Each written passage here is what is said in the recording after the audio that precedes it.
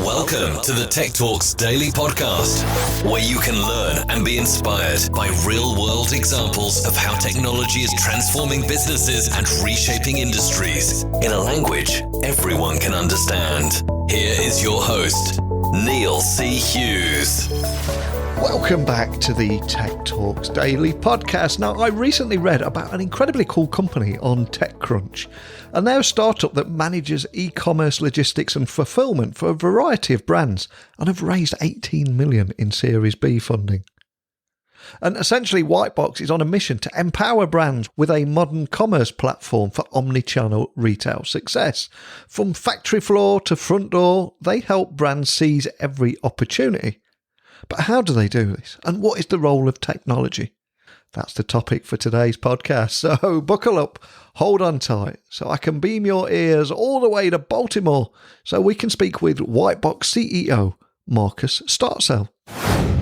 So a massive warm welcome to the show, Marcus. Can you tell the listeners a little about who you are and what you do? Sure, Neil. Thank you very much, and thank you for having me. So my name is Marcus Startzel, and I am the CEO of Whitebox, e-commerce technology company. Excellent. And as CEO of Whitebox, which is a Baltimore-based company that is dedicated to being an end-to-end e-commerce technology partner, and I believe that you help brands and manufacturers maneuver the challenges and find success within the modern-day marketplace. But a question I've got to ask before we dive in too much deeper is, where did it all begin? What's the story behind your passion for tech? And of course, also the story behind Whitebox too.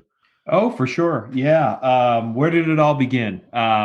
Well, I've always just personally had a passion to figure out how things work. And so even as a young child, there was a lot of taking things apart to see how they worked and really hoping I could put them back together. But I think, my experience as a naval officer in the submarine force really set me up with a engineering background and a just a wealth of experience around different types of technologies. So when I got out of the military, I really gravitated towards companies that were doing new things, and new things with technology has just been an incredible ride for me. And so I think for me, it all began with that curiosity of what makes things work, and then followed up by just a great experience in the nuclear submarine force and all that engineering background. As far as Whitebox, I think it is a very common origin story in that our founders, Rob Ray and Sean Clark, were running a business where they were trying to sell automotive accessories, audio accessories online and on Amazon, and realized that they needed to develop tools and technologies in order for them to be more efficient, turn inventory more successfully, and quite frankly, just make more profit. And they did it. They were very successful in their own business and realized that they had something that could help others. And so really that's the genesis of Whitebox. It really started off as a technology built to help one company that has just, quite frankly, spread from there, from the early days. And even before COVID-19, e-commerce has been a booming trend, but the recent push to all things online shopping, of course, sped up the adoption curve, and which I think in turn affected consumer behaviour across all demographics. But the brands that have differentiated themselves this year and positioned themselves for ongoing success, what areas is it you think that they excelled at and allowed them to hit the ground running and adapt to this new surrounding? Yeah, I think there were a couple areas in different phases. And so I think there was the initial response phase, the scale phase, and now we're entering what I would call the re-entry phase. But if you look back in those really early days of the pandemic, there were certainly the brands that we work with that are food or beverage, where they just saw a huge demand during the panic buying of some of their products. And so in those areas, right, brands really had to excel. It was more about the supply chain. How can I get more of my product available to my customers who want it? And so I think that first response phase was much about how do I keep the products on the shelves and keep them selling. The other part of that initial phase was, as the initial response, marketplaces, distribution centers, many folks began to slow down in response to the pandemic. And in fact, Amazon put very, very stringent limits on how much inventory you could send into Amazon. And quite frankly, if Amazon deemed you a non-essential product, they just weren't accepting products. And so, as you might expect, many brands rely on Amazon for, to move a great deal of their products. Amazon's a very powerful consumer platform. And so when you can't stay in stock on Amazon, it really pushed brands to be able to think about, how do I have a more sustainable, resilient fulfillment chain? And how do I make sure that even if Amazon won't take my products, I can still sell them on Amazon? And I think that was a really interesting pivot point for brands to really rationalize for the first time the reliance that they may have had in a certain partner or a certain marketplace. And then, the brands that excelled really came out of that section with a much more resilient fulfillment and supply chain solution. And I think now we are just starting to see, stores reopen in certain places, jurisdictions lifting all restrictions around social distancing. Even in my home state of Maryland here, which you mentioned earlier, we're very close to the governor lifting the in-business mask mandates. And so what we'll then see brands responding to is, how do they approach their customers who did move to e-commerce in droves, and now some will choose to buy in store. I think in many ways it puts a little more stress on the supply chain, because now you probably have your wholesale orders picking back up, and now you have to fight to keep e-commerce in stock again because that demand. And so I think it's going to be a really interesting balance. And I think this hasn't happened yet, but I think the brands who will excel through this next phase are the ones who look at the data, what sold, what are their best movers in e-commerce, and use that to make choices about how best to stock the stores and with what products. And I've got to ask, how did the pandemic impact you guys at Whitebox? Yeah, it was a very interesting, it was a time of excitement, a time of challenge and frustration and fear and all different sorts of emotions all balled up into one. And I think first and foremost, our priorities around our COVID-19 response were the safety of our employees and the continuity of our customers' businesses.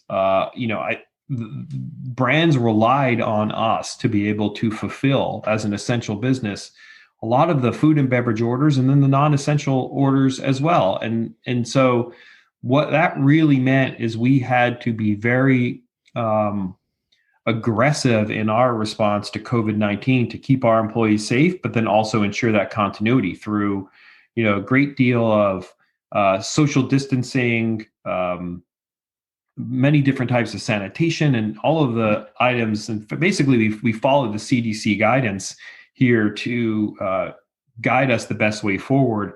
And so the first impact was really that initial response, and still to today, we've got a very aggressive response to COVID-19. The second part is it was a huge growth year for Whitebox. We were already on a pretty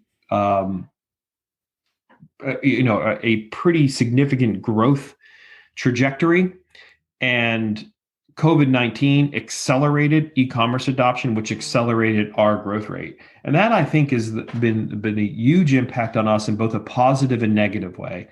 Our employee base, we hired a lot of people, and we are still hiring pretty aggressively today to keep up with the larger accelerating business.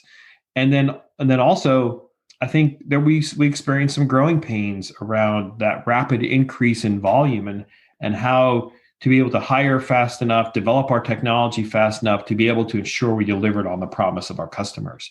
And so it was a challenging period to manage that growth and also keep our customers and our customers happy. And I think that's a very inward-looking version of how Whitebox was impacted, for sure. But then I also, I look at those long-term trends and what consumer behavior is saying today and where we expect it to go in the future. There's certain categories that are really, quite frankly, less likely to move back to store rather than others. And that's a place where it's impacted our roadmap, the products we developed, and the data that we make decisions off of. And one thing that particularly interests me is the future of so many industries, including retail, is actually happening right now. And in this constantly evolving landscape, brands need to be agile and put the consumer at the center of their mission. But I'm curious, do you think that most brands have got that message, and how are you seeing them change, adapt and evolve? Because I would imagine that we've got one half of those that get it and those that are not and getting left behind. But what are you seeing? Yeah, I think, certainly every brand is different in how, they're adapting to the new environment. And I definitely agree with you that it is happening in real time. And, a lot of the trends are emerging but aren't clear yet. And I think there's two different main areas that I think about when that's adoption and evolution for a brand, and it is around assortment and also discovery. And so one of the opportunities you have in e-commerce, and whether you're a marketplace or a brand, you've got this same opportunity. You have a different set of products or SKUs that you carry in store versus what's available on your website. And we typically see a much larger assortment available via e-commerce on the marketplaces and a much larger assortment on a brandsown.com site available. They just carry more SKUs. They have more products available, and there's no cost for the shelf space to list them for sale, on their website. And what I see brands doing today, there are actually costs associated with carrying that large assortment on e-commerce. It comes in the fulfillment. It adds complexity. It adds more steps, more decision points for a fulfillment organization or a brand if they're doing it themselves. And so I do see some brands evolving how they think about their assortment on Shopify or their BigCommerce site, and narrowing it down to the best sellers and really focusing those. We see a lot of brands moving very aggressively towards the subscribe and save loyalty model, where they're giving discounts or free shipping for repeat orders or subscribe and save type events. And so I think all of that drives a different lens when you think about assortment. And it starts to look a little more like the retail experience, where your retailers, they just don't have unlimited space and they're only going to carry the things that move. And so I think that's the first place where I see brands evolving. And again, we're midstream here as we return to stores. The other side of it is discoverability. And if you're a food and beverage brand, and let's say your mainstay product is a crisp that has just had great success, and you want to launch a brownie or a cookie brand, on your website, those two live together, and you have an audience that's passionate about your crisps. You can very quickly turn that into an audience that's passionate about your cookies. In the retail environment, those live in different aisles, and you don't have the same consumer experience in being able to discover. And so I think discovery is another place where brands will continue to evolve and, launch e-commerce and then translate that success into stores. And, going back to one of the core things around certainly a Whitebox technology solution, but also something you can do in e-commerce much more easier than you can in stores, which is the ability to on the fly create multi-packs and variety packs.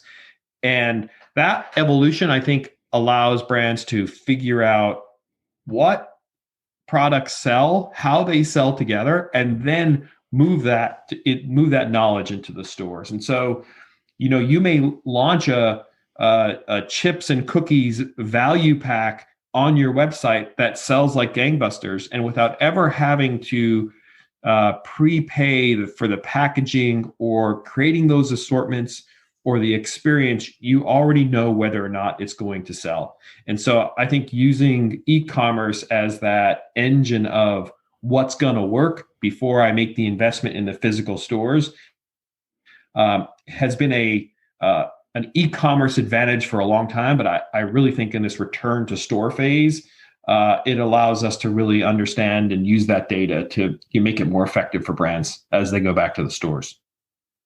And I think it's also important to remember, of course, that outside of the pandemic, there is still a fast-growing e-commerce market that has already come into its own over the past few years. So what other areas should DTC and e-commerce brands be focusing on, in your opinion? That's a really, really great point. And, pre-pandemic, if you look at a map or a chart of where e-commerce sales were occurring, you would have seen something to the effect, just round numbers, 50% of all sales in the US, as an example, occurring on Amazon.com. You had probably another 9 or 10% occurring on a brand's own.com. And then you had other marketplaces like, Walmart, Home Depot, eBay, etc., where you had many different touch points where you could, as a brand, decide, do I want to list my products on that marketplace? Do I want to participate? Do I not want to participate?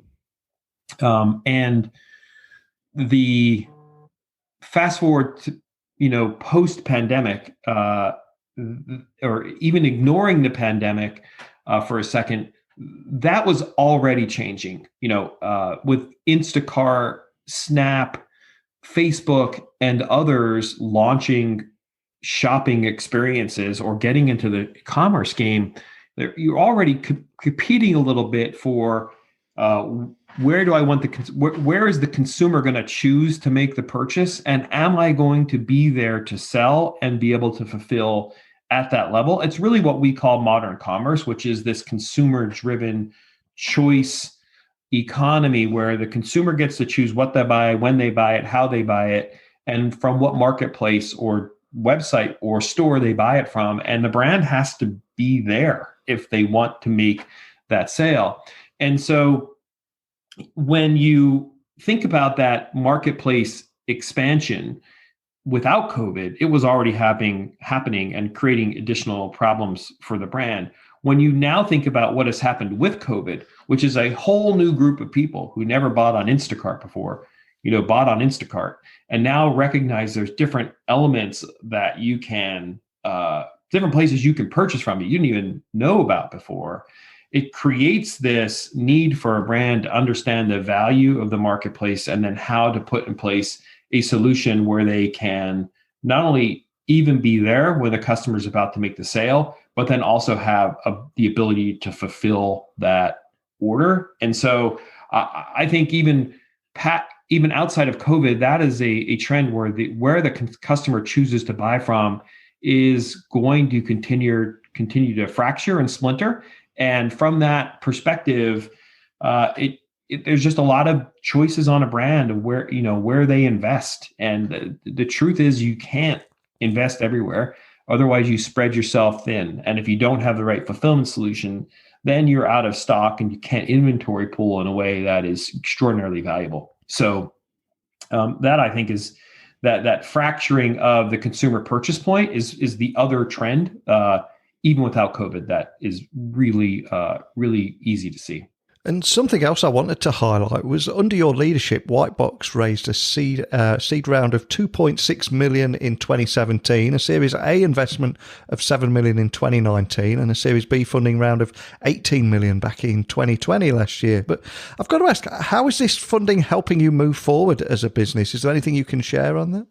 Yeah, for sure. Well, I think when we look at the opportunity in this market, the opportunity to help brands, save costs and grow their businesses, we just see a incredible, differentiation for Whitebox in that we really are truly focused on helping the brand. The marketplaces are focused on the consumers and attracting consumers and giving the consumers low price products with a lot of assortment and really a great experience if possible. And a lot of that complexity gets pushed on the brand. And so we're trying to build a platform that's focused specifically on answering all those questions that a brand needs to answer when they take a product to market. And because of that, and because we're a technology company, that investment helps us continue to invest in the platform through people, huge hiring efforts for us in the past year, and they continue to get a great, amazing, talented employee base, which do an amazing job of delivering for our customers. Our products, we invest in our products. It allows us to, build, hire developers, build, great technologies. And then I think the last piece is really, the infrastructure. We have a high volume, very low defect fulfillment network with big fulfillment centers on the East Coast of the US, the West Coast, and Central.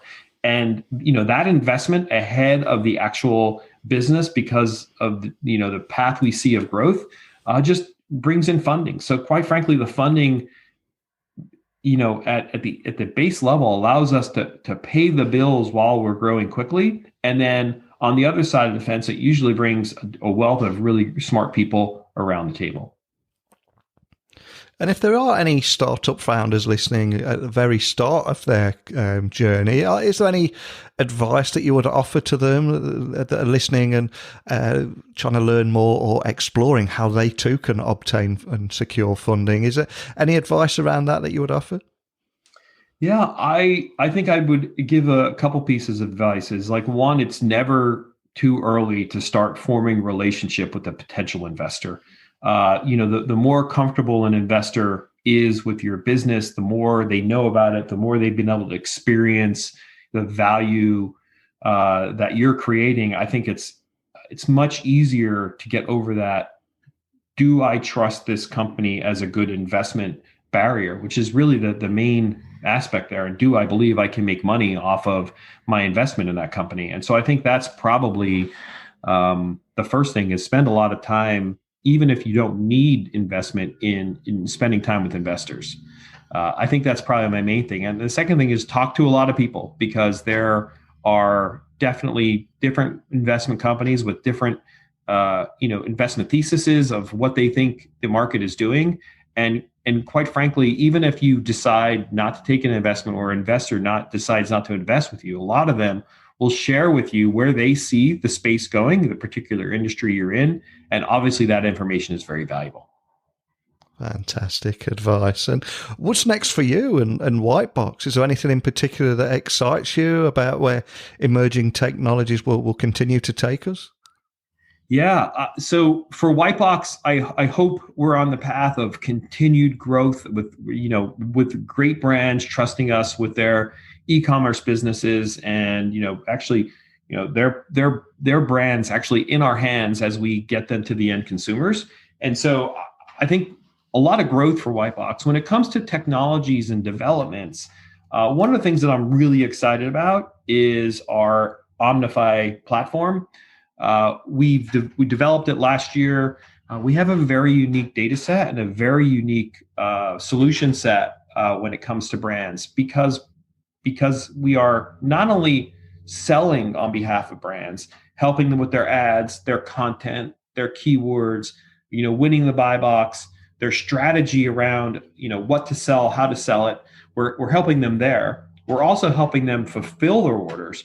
We get a great deal of data off of the fulfillment side of the business, where the orders came from, geographically, fulfillment costs, weights, dimensions, which products, can fit in a box together. On the other side of the fence, we get a bunch of data on what are consumers buying, what else are they buying, what are they looking at. We can marry that data into one incredible platform, which allows us to give back great answers and great decision-making ability to our brands. Excellent. And a question I always like to ask my guests as one of the final questions on this podcast is, if there was a particular song or piece of music that has inspired you in the past, helped you in your career, helped you get in your head in the zone before going on stage or delivering a big deal, or just remind you of your career in technology, what would your song be and why? There are a couple different songs that come to mind. I don't have a particular, one song that I listen to before I go on stage or before a particular event. Certainly when I was in school, there was a number of songs where we go play football or something like that. But I think probably the most impactful or memorable song in my background come from Kesha back in 2008, 9, and 10, where we really, it's very exciting. We were a very exciting company at a very exciting time, and we are who we are. It's a great exciting anthem, and I don't know if your listeners would expect a guy who's been spending time on nuclear submarines to cite Kesha as his excitement song, but that was one. And the other one today is High Hopes, where I really believe that there's a line in that song that says, "You haven't seen the best of me yet," or something to that effect. And I really do think it is emblematic of the opportunity here at Whitebox. And when I hear that song, it just reminds me of both the opportunity we have, but the fact that you have to work hard to make that come true. Wow, two great choices there. I'll be adding those to the Spotify playlist. But before I let you go, for anyone listening that would like to find out more information about you, the work that you're doing, or how they can contact your team, where's the best starting point? Oh, sure. A best starting point for sure is www.whitebox.com. That not only will give the listeners an opportunity to understand more about our solutions in a self-serve way, but it would also give them the best path to contact us and ensure they get to the right person based on what they're looking to learn more about. Well, I've loved chatting with you today. We've covered so much ground in a short amount of time, so I do urge anyone listening to check out the work that you're doing there. But more than anything, just a big thank you for joining me on the podcast today. Neil, thank you. Thank you very much for inviting me. It was a great conversation. It's great to hear about a tech startup success story, and it really does feel that brands that differentiate themselves this year and position themselves for ongoing success have excelled in certain areas.